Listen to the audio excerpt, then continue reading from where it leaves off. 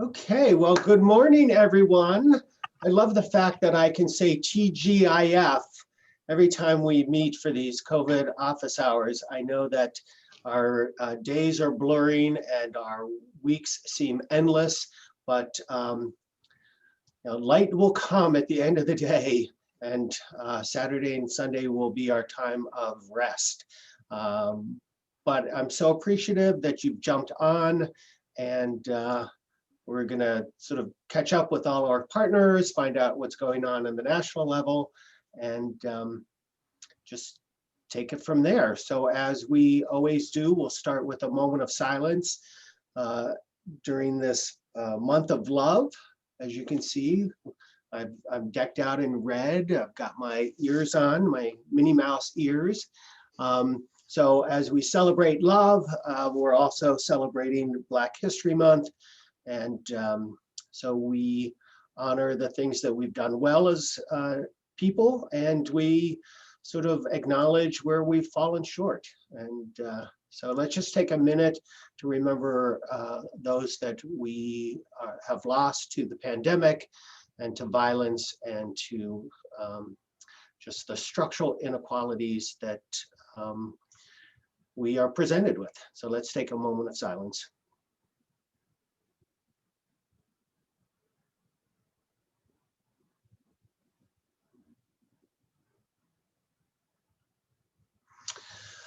Okay, thank you very much. So our agenda is very similar. This is the deep dive into our updates with our partners. And so we'll have a few announcements. We've welcomed you all. Sylvia, good to see you. It's the month of punchkis too. I miss your donuts. Let's go to the slide on new vaccine resources. Just a reminder to everyone that you received this slide deck about a half hour ago, and so you can go in and follow with me. All of these links are live. Anything that you see in green that's underlined, you can click on. And so even though we've only got about 30 slides today, you've got tons of information that's buried in the layers. So feel free to click on those. And we're really about getting people vaccinated. And we understand that there's hesitation for good reasons, but until everyone's vaccinated or there's herd immunity, we're going to be wearing our double masks for a long time. So we hope that in a motivational interviewing, that's the words I was stumbling on. We hope that in a spirit of motivational interviewing, you can have conversations with those that you work with to talk about the vaccine. So the next slide are some flyers that you can click on. Again, live links where it says getting back to normal. This is a preview of what those flyers look like, and feel free to post them around if you have physical sites like permanent supportive housing or shelters. Reminder that the extensions have been in place, and that subrecipients of DOH and DMIS don't have to submit their waivers, but if you have funds directly with HUD, you do have to submit your own notifications. So we've seen this slide time and time again because we keep getting extensions. Thank you, Alana, for that. So without further ado, let's just jump in and talk to our partners. Lee, are you in the room?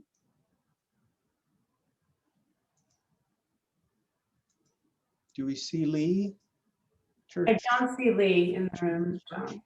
Okay, we'll skip, and then if she shows up, okay, we'll back up. Demas, Alice Minervino, what do you got for us today? Hi, everybody.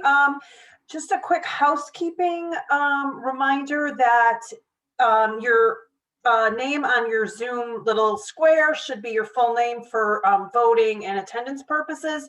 So if it does not say your full name, if you could go up to the upper right-hand corner and see the three little dots, you can click on that. There's a drop down and it'll say rename, so that you can rename it so that we know folks are in attendance, and if we have any votes or anything, it's there. So that's the quick little housekeeping update I have for BOS. And then for Demas, I think people probably have seen that the governor has extended the state emergency through April 20th of this year. So Demas has updated our COVID waivers through that period. So I did send out a mass email. I was going to say text, but it's not a text. It was an email the other day with the waivers, just asking folks to let us know if you're going to continue to implement them. Liz put a link in the slideshow, so if you haven't responded to me yet, you can do so using that. That, I believe, is really the updates I have for Demas. I do have a flyer that Terry Nash sent out related to LGBTQ training or information session that's coming up. It's next week. I'm going to send the flyer to Liz so she can get it out to folks. I believe you have to either register or link through their the agency that's leading it, their Facebook page, but the link is in the flyer, so I'll get that out to folks. Great, thanks, Alice. So how happy are we to have Alana with us today? It's like Christmas came early this year. All the money and none of the work. Let's figure out how to do that year after year, huh? So welcome, Alana. For those of you who are new to the call, we've got such a great working relationship with the HUD field office in Hartford. Alana is a champion of ours, a coach, a advocate, and we're so grateful that for all the work she does behind the scenes, but also that she joins us regularly to give updates from the Wizard of Oz up in Washington. So welcome, Alana. Thank you, John. Thank you very much. So I guess it's Jack of all trades, master of none. That's what I'm here to help you all with. As John pointed out, just a week ago today, we posted on the HUD website the FY 2020 COC program non-competitive funding notice and funding report. Connecticut overall did very well. We had an increase of over $3 million from last year. Overall for FY 20, Connecticut will receive $60,659,941. That's for 134 grants as opposed to the 135 we had in FY 19. I am going to be sending this out later today. I just got this from Abby yesterday. If you believe a project that should have been funded is not there, there is a mailbox you are to notify, and headquarters will look into that. I'll send out the mailbox information, but there is a process in place in the event that something was missed during this non-competitive transfer. So just keep that in mind. We should be ready at the field office level to begin. We should have our operating instructions, be ready to begin processing these. We believe the end of February. That's our internal timeline right now. So hopefully we can stick to that.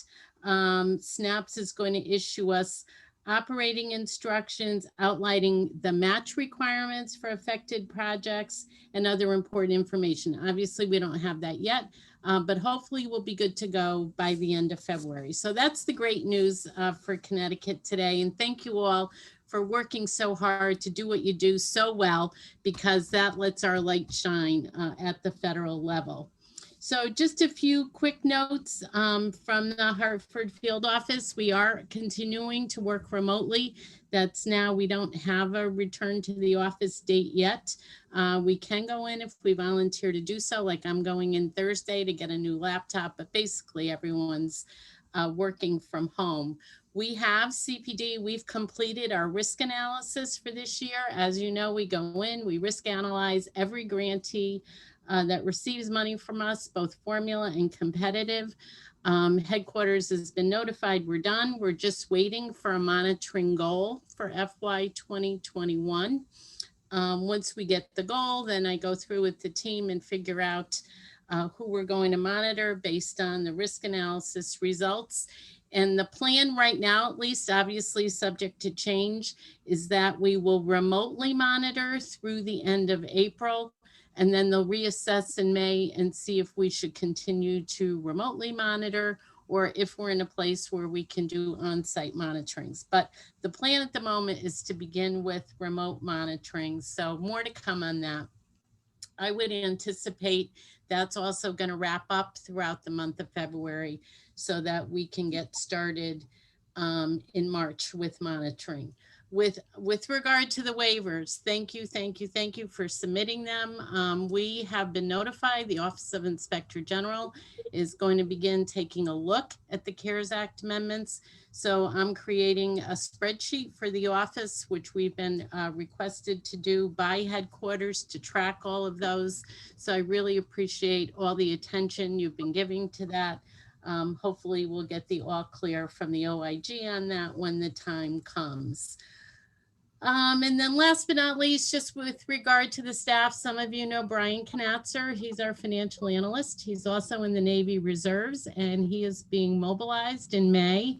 He is going to Qatar to act as the liaison between the Navy and the Coast Guard. He'll be at the U.S. Embassy and we won't see him back until March 2022. And he's actually being mobilized a week before his wife is expecting twins. So there's a lot going on. And so we're all supporting him as best we can, but that obviously will require me to realign workload probably at the beginning of May once he goes. So just heads up, that's going to be happening down the road.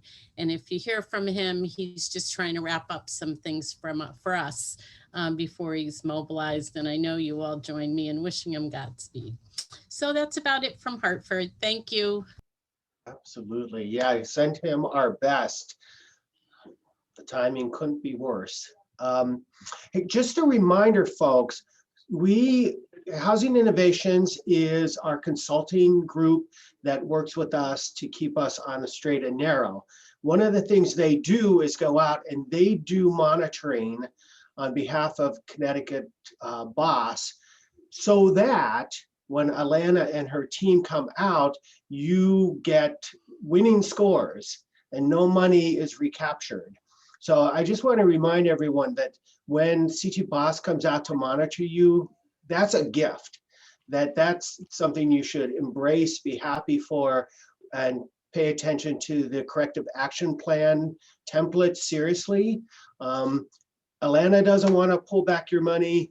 We don't want to pull back your money. But the rules are the rules, right? And the monitoring tool tells you what all those rules are, and we need to be in compliance. So just again, a reminder that that's a gift, not a punishment that we impose on you. So I'm gonna move to CCH, and then we know that Lee's in the room now, so I'll give her a minute to get settled, and then we'll do the DOH update after the CCEH updates. I see David and Linda in the room, one or both.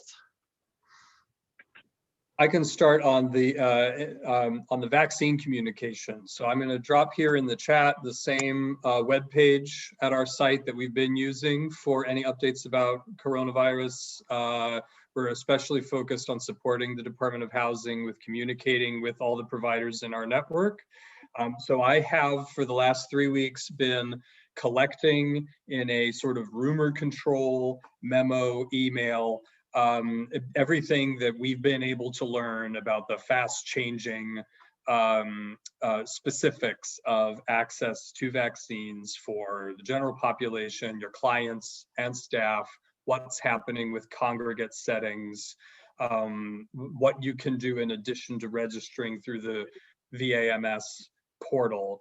And then just knowing that our provider members and the contributing services providers working with the homeless population are funded by multiple sources, and some that are funded by no government source, making sure that those communications get out to everybody whose staff or clients might meet the criteria. So we are now, as I say, those were going out via email, but I know that just because a CEO or an HR person at your agency got some of these answers and notices doesn't mean that trickled around everywhere within your organization. And we, like our colleagues at DOH, are really zealous to make sure that nobody gets left out. So one more place to find this information collected is at the topmost heading of our COVID-19 webpage. You'll find my email memos reformatted there as PDFs, and we'll be keeping that up to date as well.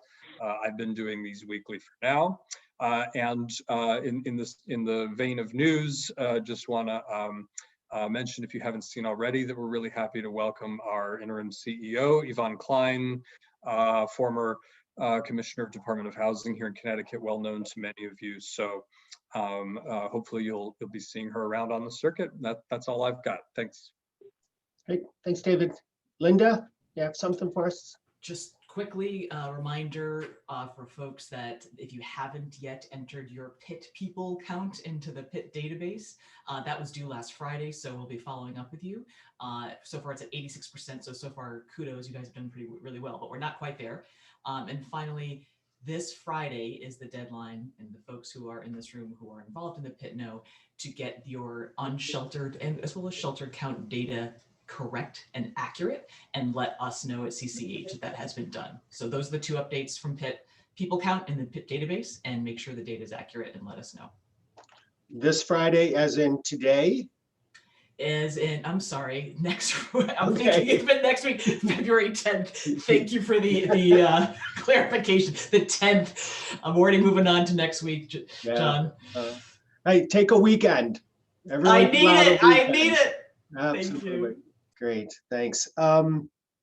Lee, Shields Church, what do you got? Hey, good morning. Good morning. Good morning. So David took a little bit of my thunder with the vaccine update, but I think I just want to reiterate everything that David said. And certainly if you are having trouble connecting to a vaccine or testing partner, please continue to reach out to us so that we can help to facilitate those relationships. We know across the state, some of our testing now vaccine partners like Hartford Healthcare and CHC have begun to do vaccination clinics at our shelter sites. And so we are really excited about that. I know some of the shelters in Hartford had started vaccination of the shelter guests last week and this week, along with some of our partners in the Middletown area. I know there's probably some other shelters as well that are getting some of their guests vaccinated as well now that I may not be aware of fully, but it's starting to happen. And we want to also continue to make sure that the shelters have access to ongoing testing, as David had mentioned as well. So please reach out if you do need help in accessing any of those resources. The other updates, I think, from our department are on the prevention side of the world. As many of you know, the TRAP program, or the temporary rental housing assistance that was being offered, has ended at this point in time because the funds allocated to that project have been exhausted. In terms of the homeless prevention project, that is continuing, and we continue to take referrals in each of the CAN networks. At this point, we have it opened up prioritization for that project. And so as many of you know, we were using a risk assessment tool to determine threshold and prioritization for the project.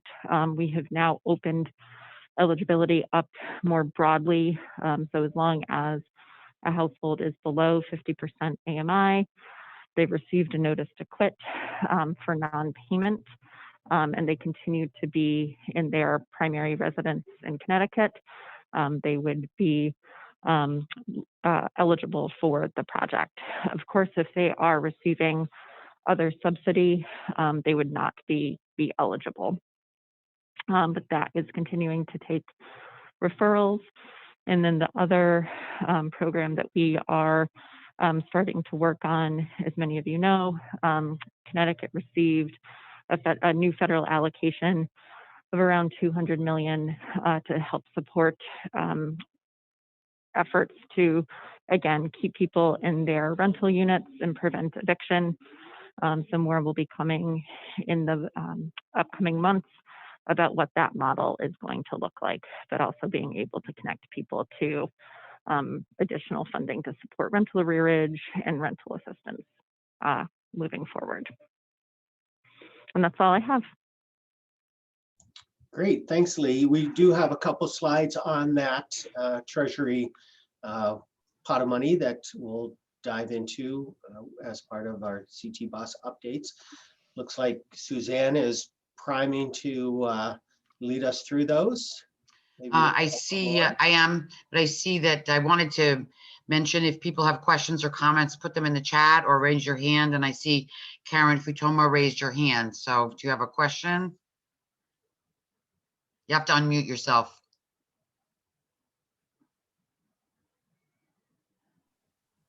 Thank you. So this is for Linda. So I actually worked on the TRAP program, and I was under the impression that it was going to, and I think what people were under the impression was that it was going to start up again in a few weeks, sometime in late January, mid-February.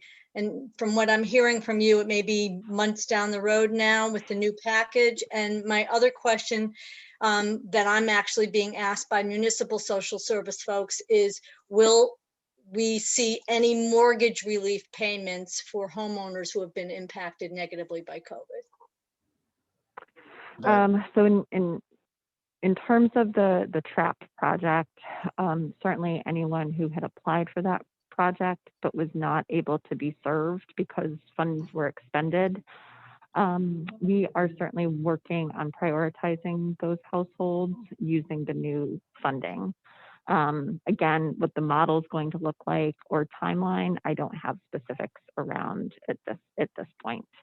And in terms of mortgage relief, we've been directing everyone to CHAFA at this point, but I don't have more. I don't have more information on it. Yeah, other than forbearance, I guess they're looking for whether or not there's going to be actual money allocated to pay people's mortgages who have suffered equally. Yeah, so we can certainly bring that back and get an answer for this group. Great, thank you. Mm-hmm. Okay, no other questions in the chat box. All right, move along. Oh, wait, I see something in the chat. Would HI be able to send the FMRs that HUD is using for the new allocations, please? Would help to plan ahead and make sure we are on the same page. I think we will be able to do that. You mean the this year's awards, I'm assuming, which we could do. Okay. Yep. Okay, great. We will do that. All right, so moving on, just some updates on what's going on. We've had, I think since our last since our last kind of drill down on the details call, a change in administration and a new national strategy around COVID-19 response and preparedness, and certainly a reinforcing and really commitment to protecting the people who are most at risk of getting and dying from COVID, based on race, ethnicity, and also economic situation. So the administration is making models to bring vaccines and testing through pharmacy partnerships to high-risk congregate settings like shelters. And so I know this is already in Connecticut. You already have vaccine clinics at shelters. But if you're interested in finding out more about that, that link right there will take you to some more information on that. That will support you with your vaccines. And I think if you don't get the message yet, vaccine, vaccine, vaccine, we're really promoting helping our guests, clients, tenants, and staff get that vaccine. CDC was on HUD office hours and gave some updates and advice there. And if you heard the news today, it looks like Johnson & Johnson will be really, I think, getting on the ground within the next month or two, a single dose vaccine. And I think it's also easier to store, but don't wait for the single dose. Get people to get whatever they can. There's been a lot of talk about double masking. Dr. Fauci talks about it, then everybody's talking about it. I know I'm double masking.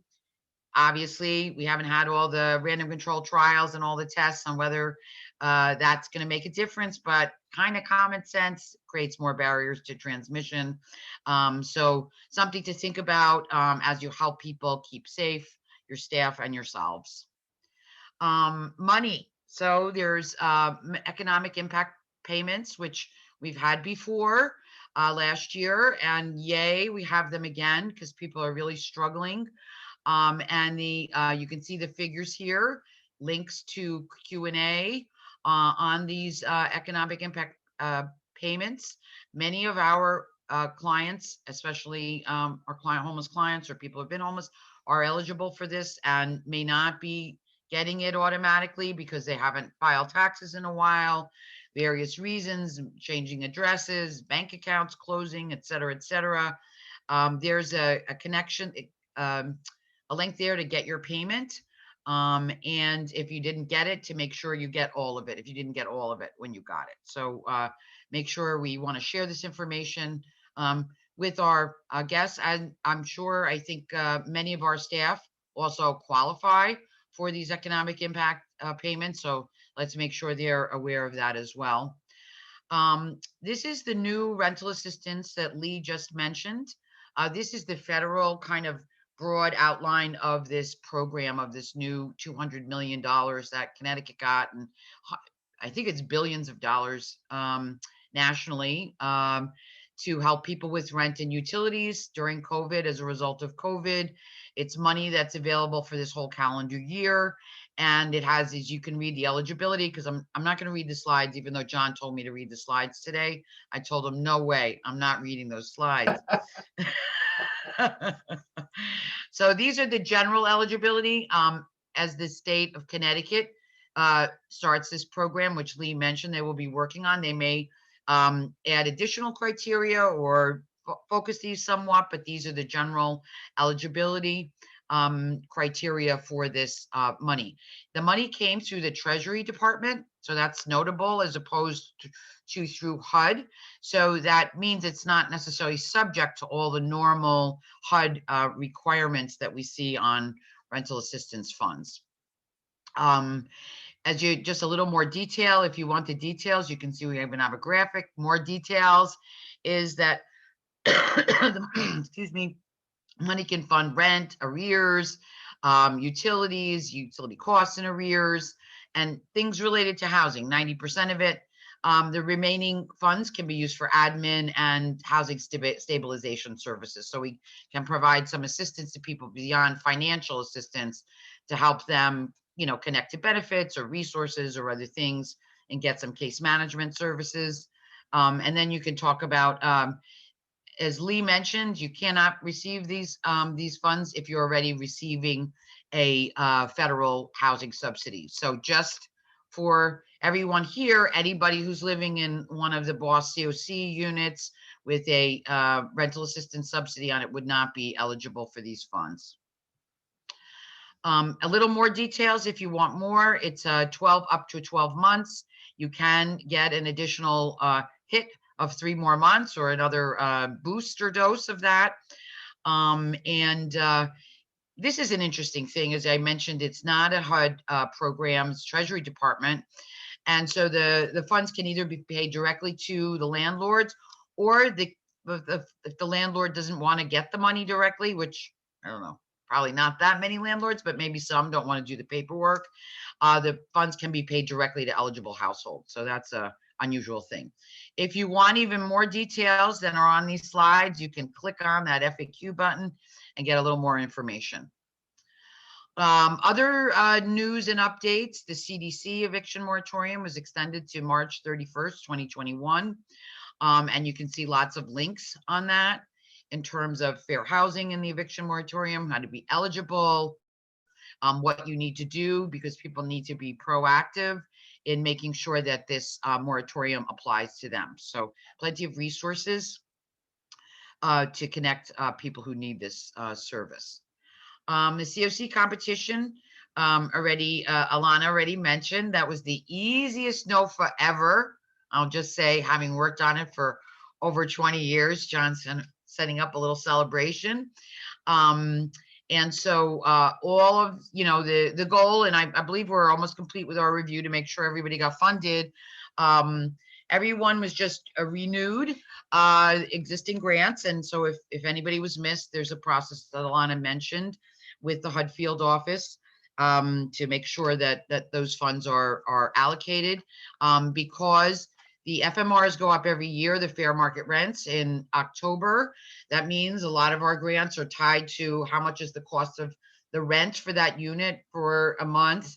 That resulted in increased funding for a lot of projects because the FMRs, the fair market rents, generally go up, although they don't always go up in every jurisdiction. So as you can see, the breakdown of the 60 million that the state of Connecticut got, 46 million went to the CT BOS and 14.5 million to ODFC. And I think people know this, but we always have new people joining, and we're trying to be very inclusive and not assume people know everything and repeat. We did not get to apply for any new projects this year because it was an automatic renewal process. We did not get to reallocate projects. We did not get to, which means take money from one program, close it out and start a new one. We didn't do any of that.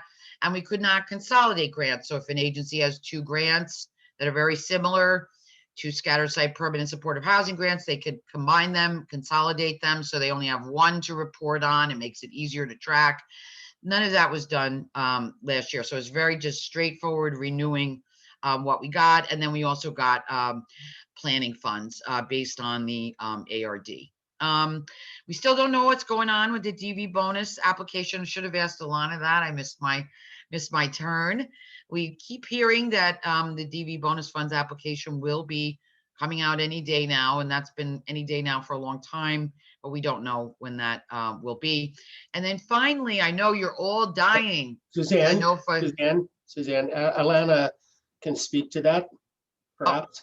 Unfortunately, I don't have any additional information on the DV bonus funds application. I think they've been so focused on, getting the COC grants out the door. That will probably be the next thing they'll turn to. But I can certainly check in with Abby on that and see if she has anything more to share. Thanks, Alana. Do you know if there's going to be an opportunity like there was in the past when before they moved to doing the consolidations through the competition? Is there going to be opportunity to do that through grant agreement amendments this year? I don't know that yet because we don't have our operating instructions yet, but I have that already, Lauren, on my list of questions when they do come if it's not addressed. So I'll know more as we get instructions from headquarters. Yep. Great. Thanks, Alana. The consolidations have been really helpful. We've had a lot of agencies consolidate so that you have less reporting, less things to track. And so we really appreciate HUD making that available and Alana following up to find out if we can do it. If not, we can consolidate in the NOFA this year because guess what? It's right around the corner. HUD anticipates getting back on schedule with the notice of funding availability for 2021 and that it will come out in May. And we will spend our summer socially distanced working on the application. If we have to still stay away from people, we'll have something to do, and the awards being announced in December. So that would be for those folks who have been around. that's kind of the normal cycle of us applying for funds every year, follows sort of a pattern like that. But it varies just as much as it follows the pattern, I would say. So we'll see when it gets here. Oh, okay. Wow. We are going to get to our last question here, which is a Zoom poll. And we've been doing, so let's give a little background.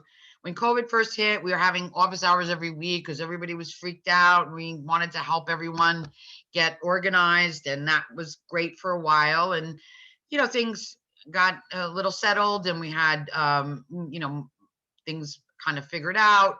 We went to a bi-weekly arrangement, and now we've been doing kind of the same thing of once a month, we do a COVID office hours that is on a subject that goes deep in some subject matter, like we had last month.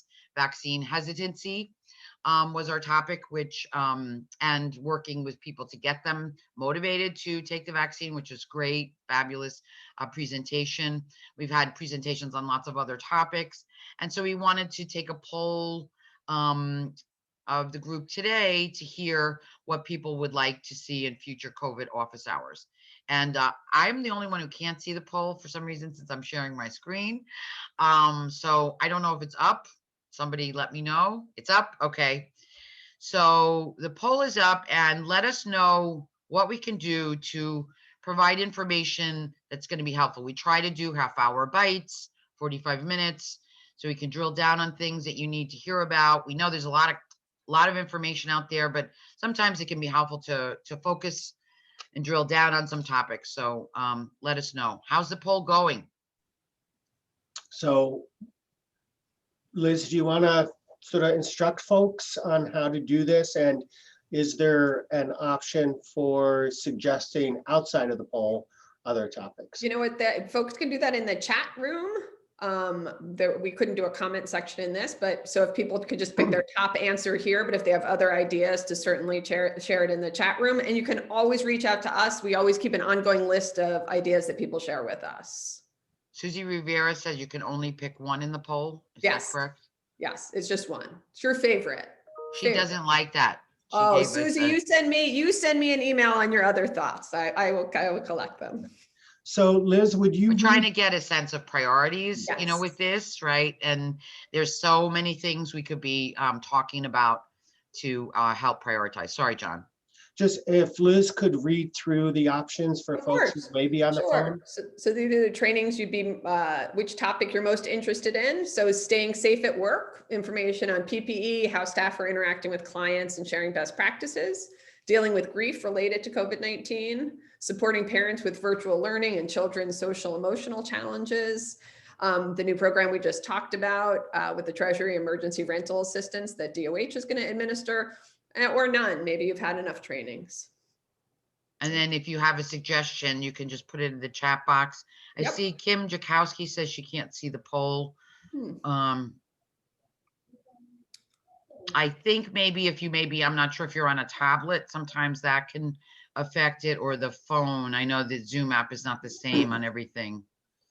I don't know if we have any tips if other folks are having that trouble. No, but Kim, if you heard what I said, you can throw it in the chat or send me an email and we can connect up too. I'd love to hear any ideas. So we have 31 of 51 folks voted. So a couple more are coming in. Maybe give everybody another second or two. Great. And again, this is just some topics that we thought you might be interested in. If you've got something else, let us know. We'll kick it around. We can always come back, right? So we're going to select one or two for the next couple months if people want more training. And during those meetings, we can say, hey, we had this suggestion, and we'll do another poll. And this is not a one and done for the rest of our time together. It's just, we don't want to be making up topics by ourselves, thinking, oh yeah, people must be interested in that. And you guys are going like, why did they choose that topic? We're not interested in that. We want to know about this. So it's just our continuous feedback loop that we try to put into both this meeting and the monthly steering committee meeting that a lot of you also attend. Great. So I'm going to end this, John, and it'll show results. Great. Can people see that? Show Everyone but me the me. money. Show me the money, baby. Yep. 48% want to know about this new Treasury money. I can't blame you. It's $235 million. That's going to help a lot of our consumers. Second is at 21% staying safe at work, 15% dealing with grief, 12% supporting parents with virtual learning and children's social emotional challenges. And 3% of you said, I'm done, I'm baked. I can't take one more piece of information. What percentage, John? I'm sorry. 3%. 3%. Okay. But that's just one person. Just 3% want Zoom cocktails. That was not Yes. on the list. Well, thanks. And again, feel free to reach out to any of us at any time to give us additional feedback. You'll see in future slides the email. Wait, I can jump around. Well, Yeah. just You wanna- at the end. Yeah, it's at the end there, all the contacts you We could always want. have, we always have that. So reminder, we've said this at the steering committee and probably on these office hours, but there's a webinar on how to use technology to make it accessible to folks who need that, and it is required to be in compliance with the Rehabilitation Act, Section 508. So click to join, and hopefully you'll learn how to do that. So as Suzanne said, we know that people come and go into the CT BOS family. And for those who are new, we're trying very intentionally to do a primer on all the acronyms we throw around that we don't even know we're throwing around, and how we're structured and all of that good stuff. So if you're new and you want to have an orientation, or if you just need a refresher, we'll be doing that a day before my birthday. March 31st is my birthday. I'm turning 60, in case you were curious. But a day before, you can learn what it is that we do and how we make the sausage and how we bring in $60 million to the state with our partners at Opening Doors Fairfield County. That's what ODFC stands for in that previous slide. So feel free, not required. If you know how we work, you get the day off. Our schedule, just a reminder that we generally meet the third Friday of the month for the steering committee meeting. That's where we really sort of do the business of this planning body known as the Connecticut Balance of State COC, Continuum of Care. So our next meeting is February 19th. And these are just resources. Yep. So again, lots and lots and lots of resources that are out there, and both at the federal level, the state level, all of our partners have websites that speak to COVID resources. So, but you know, if you still have a question and you're thinking, geez, I can't find the answer to this, your best bet is to use the general mailbox, ctbosscoc@gmail.com. But if you have a particular question that you know that Miles could answer, you know what? One of these days we should have your team all come on just so that we can put face to name and name to face. So anyhow, this is the Housing Innovations team that really make sure, as I said earlier, that they keep the train running, they keep us on track, and they keep us on the right side of the law. So Hopefully. that's the end of our slides, which we got through rather quickly in 45 minutes. Are there questions that people have that you can unmute yourself? You can use chat. We can sort of do a free-for-all for a couple minutes, and then we'll let you get back to work. We have answered every question possible. I think that's what it means, John. Crane usually has a good one. Come on, Crane. It's not quite fair to call people out, John, even if your birthday's coming up.